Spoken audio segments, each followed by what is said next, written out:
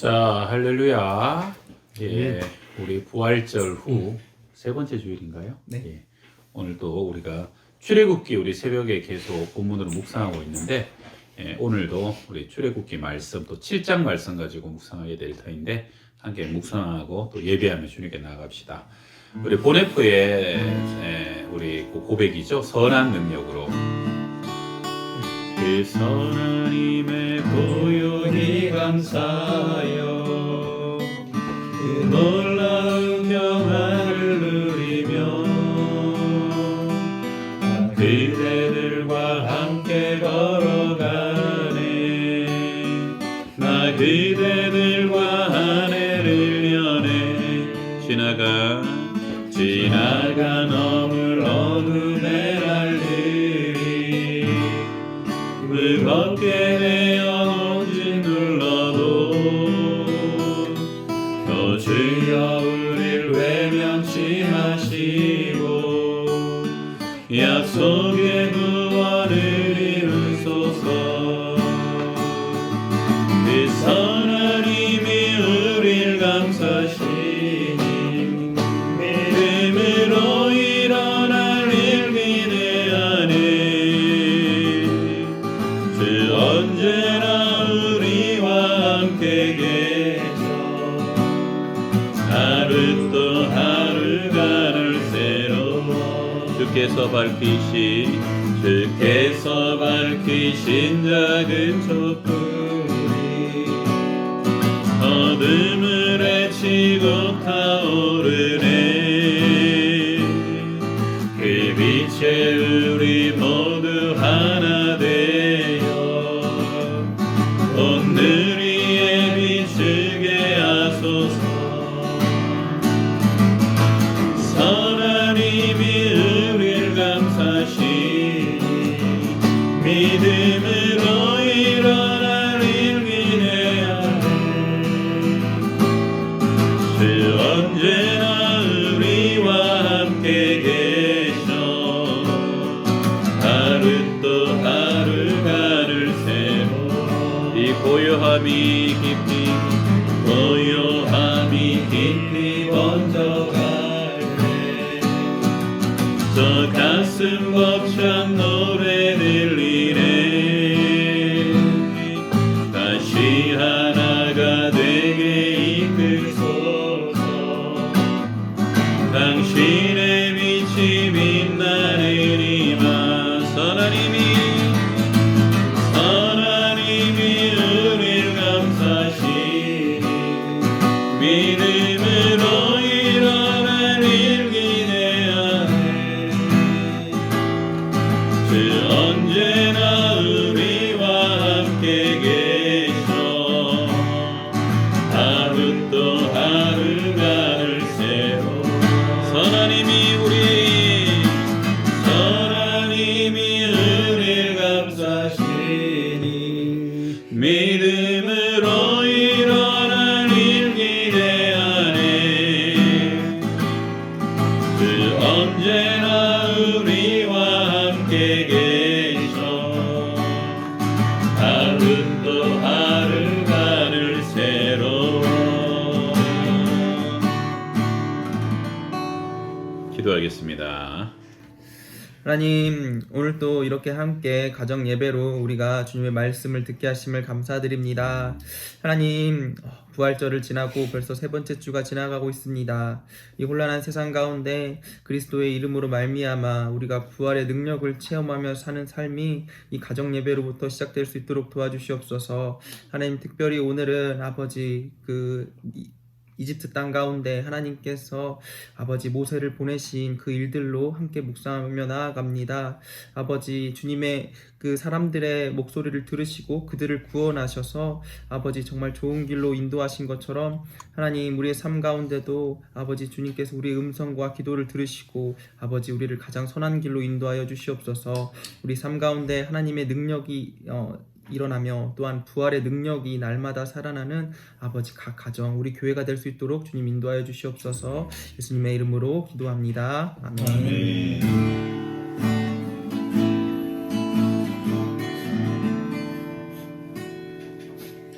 오늘 하나님의 말씀은 출애굽기 7장입니다.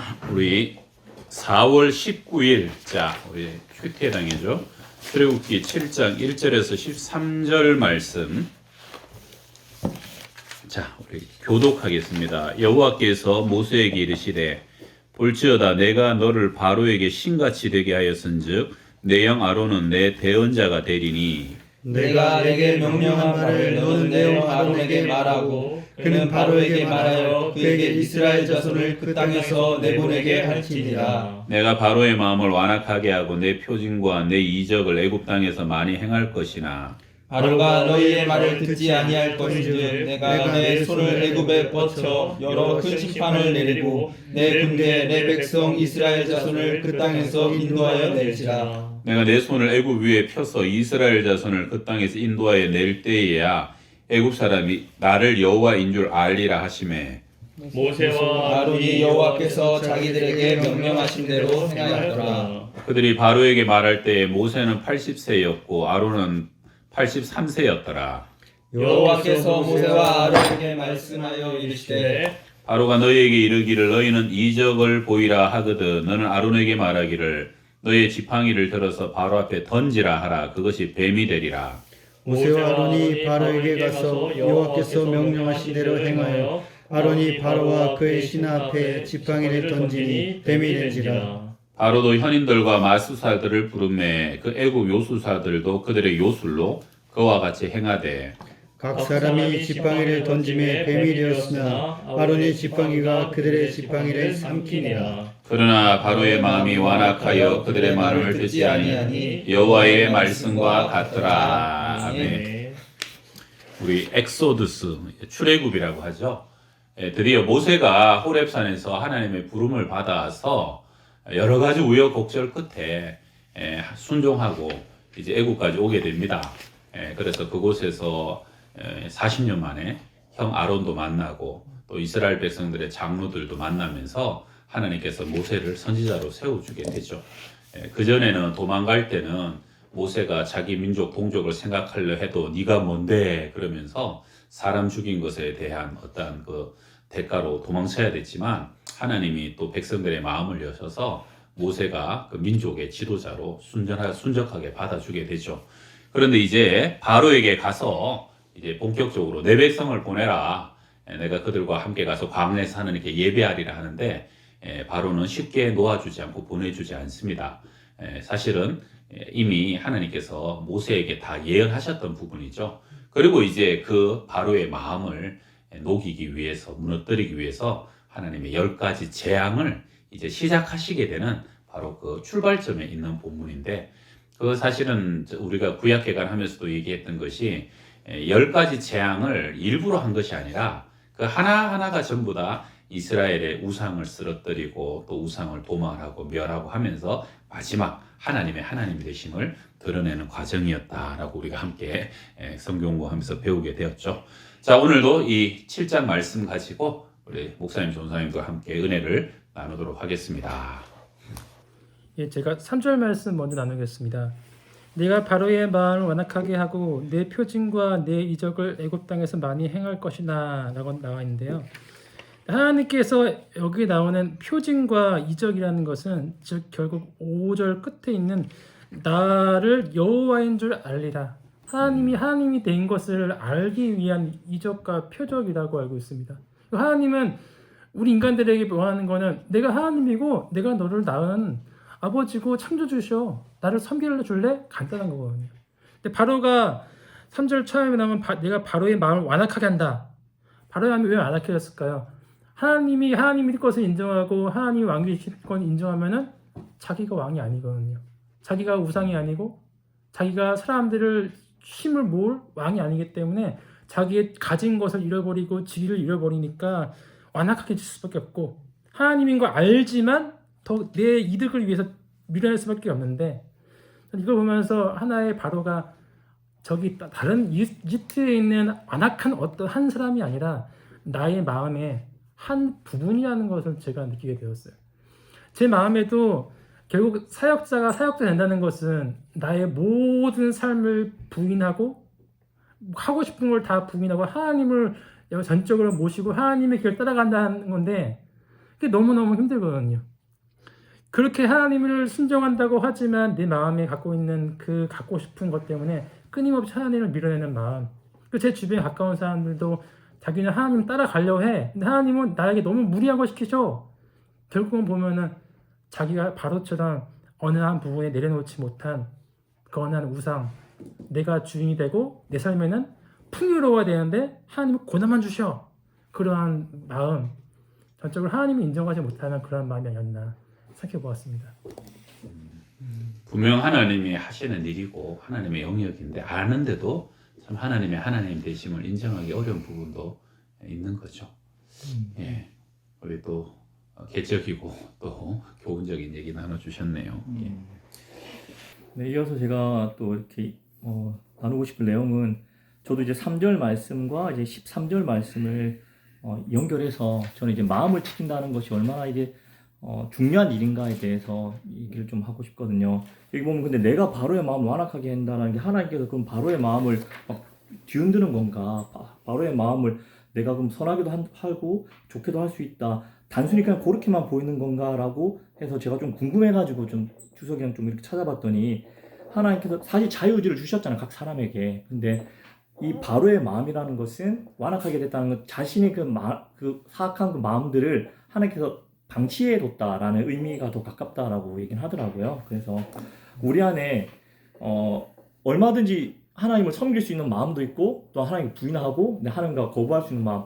그러니까 제가 이 본문 말씀을 두면서 한 가지 또 나누고 싶을 내용 중에 하나는 참 안타까운 일인데 우리 권사님 중 한 분이 이제 아드님이 계신데 아드님이 신앙생활을 굉장히 잘하셨거든요. 신앙생활 굉장히 잘하고 믿음도 되게 좋으신데 자녀가 아파가지고 먼저 하늘나라를 갔어요. 먼저 하늘나라 가고 나서 이제 자신의 마음 가운데는 하나님에 대한 존재가 그냥 뿌리채 흔들리는 것들을 경험하셨다고 하더라고요.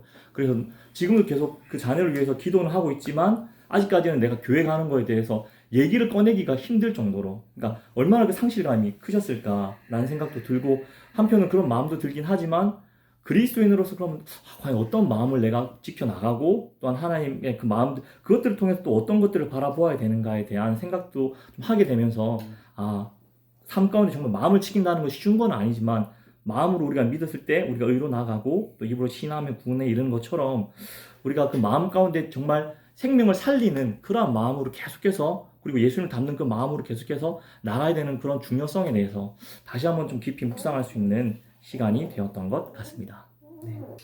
저는 모세가 아론과 같이 계속 바로 앞에 나아가잖아요.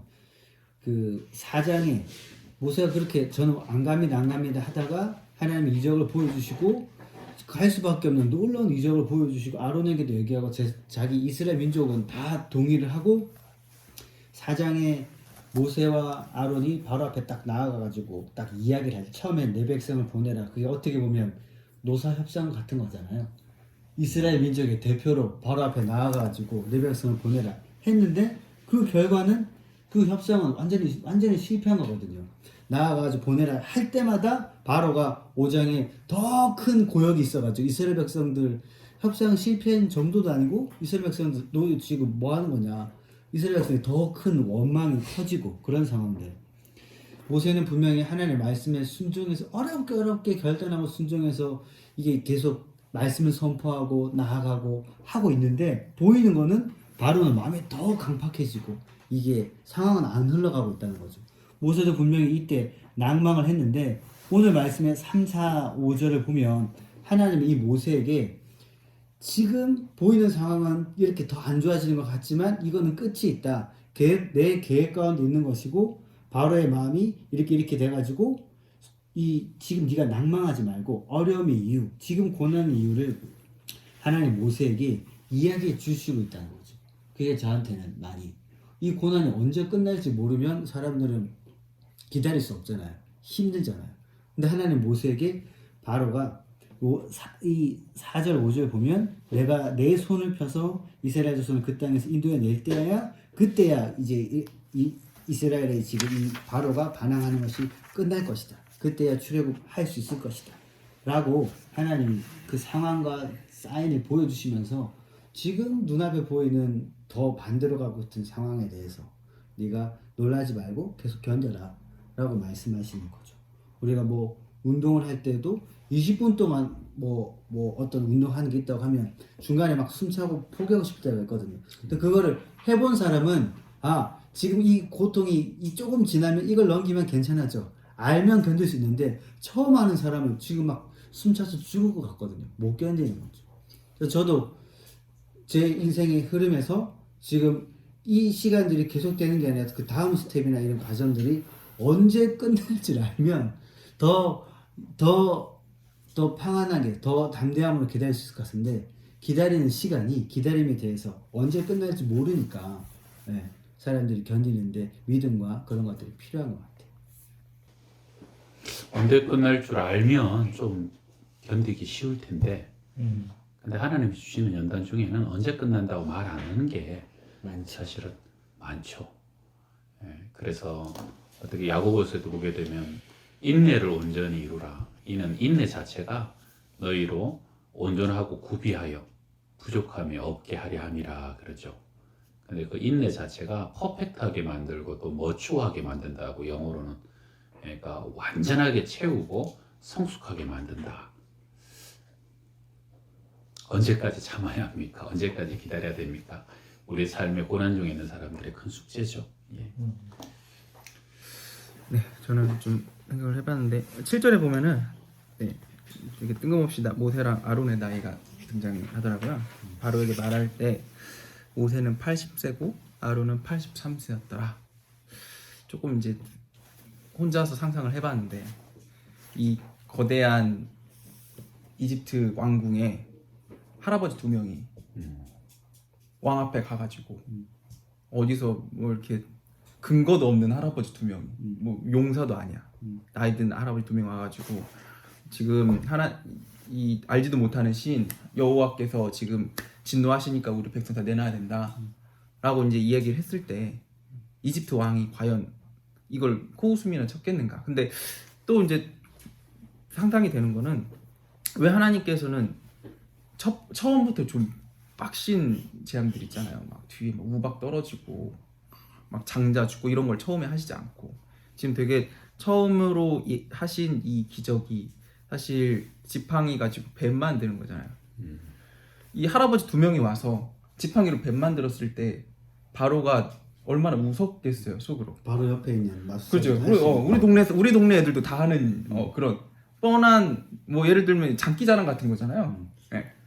그런 거 보면서 바로가 얼마나 웃었을까. 이 앞에 이제 말씀에는 13절에 이제 바로의 마음이 완악해서 듣지 않았다라고 이제 써 있긴 한데 하나님이 조금 더 센 걸로 했으면 바울이 처음부터 이렇게 완악하지 않고 이렇게 하지 않았을까라는 생각을 왜 하나님은 이렇게 하셨을까라는 질문을 좀 이러면서 좀 던져봤는데 이제 거기서 하나님의 어떤 마음이 조금 저는 개인적으로 묵상이 된 게 이왕이면은 이렇게 작은 증거를 보여줬을 때 바로가 빨리 마음을 돌이켜가지고 이스라엘 백성을 보내줬으면 이집트에 큰 재앙이 안 왔을 거 아니에요. 네. 그러니까 조금 바로와 이집트 백성들을 향해서도 하나님께서 좀 선하심을 기다리고 있지 않으셨는가. 재앙의 단계가 있잖아요. 점점 세지잖아요. 그러니까 빨리 돌아올 수 있도록. 그래서 그런 것들을 조금 삶에 좀 적용을 해봤더니 하나님이 또 우리 삶에 또 시그널을 항상 주시잖아요. 우리가 조금 완악해질 때마다. 근데 처음부터 이렇게 빡 해서 이렇게 막 우리를 고난 가운데 세우시지 않고 시그널을 이렇게 조금씩 주시잖아요. 근데 우리 그 시그널을 못 듣는 이유가 사실 바오로의 마음이 완악한 것 같이 우리가 이제 말씀 보고 있지 않고 기도하고 있지 않고 우리 삶이 이렇게 준비되어 있지 않으면 우리도 하나님의 말씀 똑같이 못 살아도 못 듣는 게 당연한 거잖아요. 그래서 이 말씀을 보면서 이 바로의 마음이 완악해진 것처럼 내 마음이 완악해져 있으면 하나님의 이런 조그만한 시그널 또 못 들어서 나중에 큰 어려움이 닥치기 전에 또 이렇게 하나하나 조금씩 마음을 또 돌이키고 새롭게 하고 하는 과정들이 날마다 필요하겠구나. 그런 묵상을 좀 해봤습니다. 저는 이거 보면서 예수님 이야기가 딱 떠오르는데요. 계속 유대인들이 너가 하나님 아니는 증거를 보여봐라 예수님 말씀은 요나의 증거 외엔 보일 게 없다라고 말씀하시면서 저는 그것을 믿으려고 하지 않는 사람에게는 모세가 10가지의 기적을 보여줬는데 바로가 그랬던 것처럼 안 믿지 믿겨진다. 않는다. 안 믿겨진다. 예. 결국에는 기적으로 하나님을 말씀을 못 믿는 사람은 기적으로 절대 못 믿는다는 생각이 정리되어 있습니다. 기적으로 믿는다 그러면 바로에게는 누구보다도 많은 증거들이 있었지. 아니 근데 보여준다고 믿겠습니까? 자기 자식도 죽고 이스라엘 자기 이집트가 다 멸망해서 홍해를 건너가는데도 그럼 그때서 깨달아야 되는데 나는 하나님이 맞다 하더라도 나는 그래도 같이 죽어버릴 거야라고 하면서 이제 지옥으로 달려가는 거 마찬가지죠. 그러면 그렇게 보면 명확한 증거나 이적에도 불구하고 나는 그냥 싫어. 그냥 난 죽을 거야. 라고 홍해로 들어가는 거잖아요. 그렇죠. 그러니까 안 믿는 거지. 계속 거부하는 거죠. 그 보통 그 표징이 많고 기적이 있으면 나한테 하나님 보여줘봐라. 그럼 믿겠다고 뭐 그런 사람들이 있는데, 우리 박 목사님도 그 교회에 심호한 적이 있는데, 저 개척교회에 교육종사 처음 나갔던 교회가 좀 은사와 능력이 좀 많은 교회였어요. 그래서 이제 중고등학교 아이들, 청년들 데리고 이렇게 기도를 하면 하여튼 한 10분 정도 통성 기도를 시키면 한 20분 정도 하나님의 음성을 들었다고 불러내요. 불러내는데 그 한 서너 명의 아이들이 특별히 유독 잘 보고 잘 듣고 하는데 또 불러내는 게 공통적이에요. 같은 환상을 보고 같은 음성을 듣고 심지어는 말씀도 잘 모르는 애들이 말씀도 받아요. 그래가지고 처음에는 얘들이랑 이렇게 목회를 내가 어떻게 하겠나, 나는 별로 은사도 없고 그랬는데, 그래서 처음에는 아주 많이 주눅이 들었죠. 근데 몇 달을 해보니까 참 신기한 게요. 이적과 표징은 보게 되면 더 큰 걸 보기를 원하지, 거기서 만족하고 감사하고 충분합니다 하고 얘기하는 사람이 적더라고요. 철야에 가면 뭐 귀신도 잘 쫓아내고 입신도 잘 들어가고 뒹굴기도 잘하고 하는데, 어쩌기 사람들이 계속 그런 철야의 맛을 들이면 점점 그 목사님 설교에 관심이 없어지고, 설교 언제 끝나나, 그리고 설교 끝나고 이제 기도회 시작하면 그때 안수 받아야지, 그리고 오늘은 또 무슨 일이 일어날라나, 오늘은 누가 뒤집어지고 누가 쓰러지고, 오늘은 또 혹시 어떤 귀신이 떠나갈라나. 그러니까 그 칼빈이 이 영적인 호기심이 잘못하면 마귀적이 될 수 있다라고 얘기를 한 게 있단 말이에요. 그래서 이거는 영적인 사모함이 아니고 말 그대로 호기심이다, 호기심. 예수님도 마귀가 그러잖아요. 뛰어내려라. 그럼 마귀가 천사가 탁 받쳐주고 막 박수갈채 칠 것이다. 그런 것이 이제 영적 센세이션에 대한 경계란 말이에요. 지금도 바로도 보게 되면은 우리 생각에는 아니 나일강이 피로 변하고 엄청난 개구리가 뭐 떼거지로 몰려오고, 그리고 이 재앙에 뭐 아주 뭐 그냥 짐승 재앙이, 엄청난 재앙이 몰려오면 야 이거 뭐 대박 무릎 꿇을 것 같은데, 근데 그 마음에 결국은 우리 복음서 말씀처럼 가난한 마음, 진짜 하나님을 알고 하나님을 사모하고 그리고 나의 연약함을 고백하는 마음이 아니라 계속적으로 그냥 이적도 나의 호기심을 채우기 위한 이기적인 목적으로 그냥 그 자체가 하나의 쇼인 거예요. 그냥 쇼로 받아들이고 그러다 보면은 그것이 결국 그 영혼을 구원하지 못한다. 그래서 우리가 이적을 보여주고 표징을 보여달라. 예수님도 음란한 사례가 표징을 보여라 하나 요나의 표적밖에 없다는 얘기처럼, 저도 한번 그런 교회에서 사역을 해보니까 오히려 더 이게 결국은 말씀의 능력이 중요한 것이고, 결국은 아까 말씀처럼 말씀으로 변화시키지 못하는 것은 이적과 능력으로 변화시키는 것도 한계가 있다 하는 것을 좀 경험했었죠. 예수님도 복음서에 보게 되면 4가지의 밭을 얘기하잖아요. 4가지 밭을 얘기하는데, 우리가 기독교 강예수는 그러거든요. 믿어지는 믿음이라고 그래요. 믿어지는 믿음. 믿어지는 믿음을 우리 가운데 넣어 주셔가지고 우리가 믿게 되는 것이지, 사실은 믿음은 하나님이 주셔야 되는 거라고 얘기하잖아요. 그러니까 여기도 보게 되면은 이 마음이 강박하니까 어떻게 보면은 또 믿어지는 믿음과 은혜를 얻지 못한 사람이 표적과 이 기적을 많이 본다고 겸손하게 하나님을 예배하고 믿어지는 것은 결코 아니다는 것을 우리에게 또 보여주지 않나 하는 생각도 하게 되고요.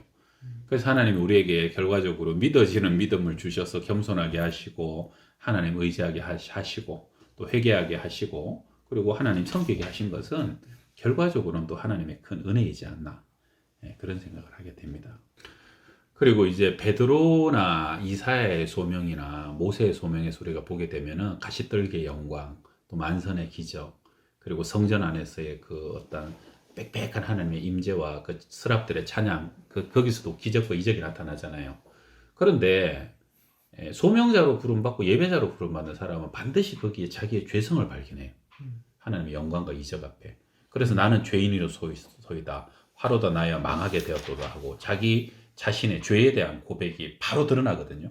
뭐 하나님 사실은 회개하라 한 것도 아닌데, 그런데 그게 은혜 안에 있는 사람의 특징인 것 같아요. 이적과 능력 안에 자기 자신의 연약함과 죄성을 깨닫고 그러면서 주님 앞에 무릎 꿇는 것이, 이것이 바로 이 말하자면 순서고 프로세스인데, 이 바로는 이게 그런 게 없잖아요. 계속 표징과 이정을 보는데 마음이 더 강박해져요. 하고 더 큰 이적으로, 더 큰 권능으로 한번 나를 감동시켜 봐라, 설득시켜 봐라 라고 계속 하나님을 이제 대적하는 거죠. 그러면서 아까 얘기처럼 마지막에는 그냥 홍해 바닷길이 열렸는데 그 홍해 바닷길 속에서도 그냥 죽이겠다고 쫓아 들어가는 것은 결국은 죽을 때까지, 자기가 멸망할 때까지 그 강박함이 사라지지 않기 때문에 결국은 그 강박함이 심판에 이르고 저주에 이르게 되는 결과를 초래하는 것. 그러니까 우리의 기적과 능력이 우리의 겸손함과 또 하나님 앞에 연약함과 우리의 그 사모함으로 나아가느냐, 아니면 그것이 더욱더 하나님을 대적하고 마치 더 큰 센세이션, 더 큰 이적, 더 큰 능력으로 계속적으로 나를 위한 호기심으로만 추구하고 나아가느냐, 뭐 그것도 하나의 큰 차이점이지 않나 하는 생각이 드네요. 자, 그럼 우리 오늘 마지막으로 한번 같이 기도할 때는, 하나님, 우리가 평생 믿음 생활하는 동안 우리의 신앙이 마음이 강박하지 않게 하여 주시고, 늘 가난한 마음으로 또 우리의 연약한 나약한 죄성들을 기억하고 하나님의 하나님 되심을 기억하며, 특별히 주님, 심령이 가난한 자만이 하나님의 나라가 저들의 것입니다. 믿어지는 믿음을 주셔서 우리가 하나님 믿고 예배하는 것이 얼마나 큰 은혜인가 다시 한번 기억하고 하나님 예배하는 삶이 되게 하여 주옵소서. 우리 같이 기도하고 나아갑시다. 할렐루야. 하나님 아버지, 아버지 하나님, 아버지 오늘 이 바로와 같이 우리의 마음이 강팍되게 하나님, 주님 뜻하는 주님과 이적과 기사와 역사 하나님 아버지, 이제 주님이 마음이 강팍되죠. 아버지 오늘 주님 앞에 아버지 아버지 주님 도와주시고 아버지 은혜를 허락하여 주시고 아버지 삶을 평안케 하시고 아버지 주님을 더욱이 예배합니다. 아버지 우리 믿음이 아버지 흔들리지 않고 말씀으로 천지를 창조해 주시고 말씀으로 삼으시고 그네 백염순하며 날마다 예배하며 아버지 고백하며 주의 뜻을 이루며 나아가시고 내 삶이 될 수 있도록 역사하여 아버지 무너져 죽어지며 결국 아버지 하나님 앞에 섬기는 역사하여 도와주시고 함께하여 주시옵소서. 하나님, 애굽의 10가지 재앙으로 그 모든 우상을 하나하나 무너뜨려서 마지막에는 그 태양신이 무너지고 아버지 그러고 생명은 하나님께만 있는 것인 것을 아버지 그 피 흘림 속에서 우리는 모두 구속되는 연약한 죄인인 것을 다시 한번 발견하고 오늘 그 교훈을 배웁니다. 하나님, 우리 속에 일찍이 믿어지는 믿음을 주셔서 우리가 주님 앞에 가난하고 겸손한 마음으로 예배하는 주의 자녀 삼으시고 예배자 되게 하신 것을 참 감사합니다. 하나님, 사울처럼 그가 높아진 이후에 변질되거나 교만해지지 않도록 도와주시고 날마다 우리의 마음이 아버지 앞에 겸손한 예배자로 살아가게 하여 주시며 하나님, 많은 물질이나 권세나 높은 자리가 우리로 하여금 타락의 길로 인도하지 않도록 도우셔서 날마다 우리의 마음이 세상으로 죄나 상처로부터 강팍해지지 않도록 도와주옵시고 아버지, 오직 하나님의 은혜로만 하나님의 성령과 말씀으로 우리의 기름진 심령을 유지하여서 그 말씀이 떨어짐에 날마다 그 말씀을 묵상하고 또 100배의 열매와 결실을 맺으며 하나님의 나라와 하나님의 뜻을 이루어가는 아버지 그러한 도구 될 수 있도록 인도하여 주시옵소서. 그렇게 우리를 계속적으로 은혜의 자리로 인도하시고 은혜의 가정이 되게 하여 주옵시고 은혜의 교회, 은혜의 모임이 될 수 있도록 우리 양평동교회 모든 모임, 모든 교제를 축복하시고 성령께서 주장하여 주옵소서. 예수님의 이름으로 기도합니다. 아멘. 지금은 우리 구주 예수 그리스도의 은혜와 하나님의 사랑과 성령의 교통하심이 겸손하게 주님 예배하는 우리 주의 백성들 머리 위에 또 가정들 위에 항상 함께 하시기를 간절히 축원하옵나이다. 아멘. 아멘.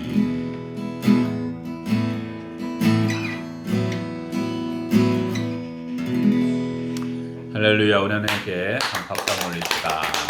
아멘.